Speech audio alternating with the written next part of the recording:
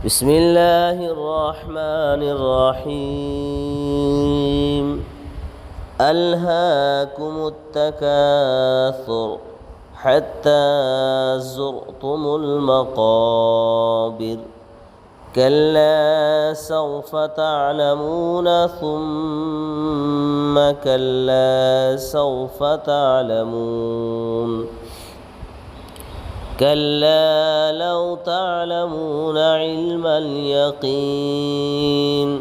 لترون الجحيم ثم لترونها عين اليقين ثم لتسألن يومئذ عن النعيم.